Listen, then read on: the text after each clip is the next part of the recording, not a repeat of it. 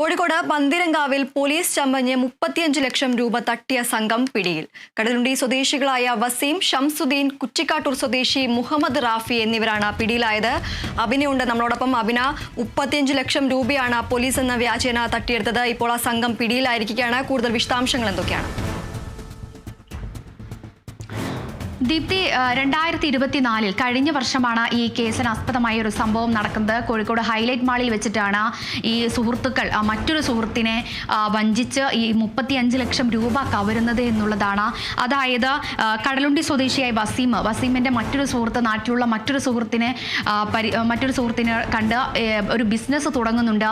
ഈ ബിസിനസ്സിൽ തുക നിക്ഷേപിച്ചു കഴിഞ്ഞാൽ നിങ്ങൾ നിക്ഷേപിക്കുന്ന തുകയുടെ ഇരട്ടി പണം നിങ്ങൾക്ക് ലഭിക്കും എന്ന് അറിയിച്ചുകൊണ്ടാണ് വസീം സുഹൃത്തിനെ പറ്റിക്കുന്നത്. തുടർന്ന് ഈ സുഹൃത്തിനെ ഹൈലൈറ്റ് മാളിലേക്ക് വരാൻ വേണ്ടി ക്ഷണിക്കുന്നു.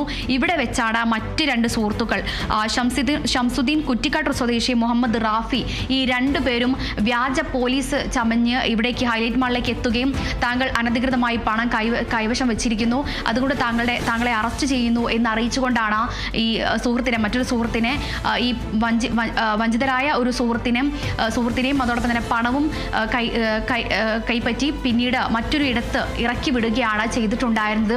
ഇതേ തുടർന്നാണ് ഈ സുഹൃത്ത് പന്തിരങ്കാവ് പോലീസിനെ സമീപിക്കുകയും പരാതി നൽകുകയും ചെയ്തിട്ടുണ്ടായിരുന്നത്. തുടർന്ന് വന്ന അന്വേഷണത്തിനൊടുവിലാണ് ഇപ്പോൾ ഈ 3 പേരും പോലീസിന്റെ പിടിയിലാകുന്നത്.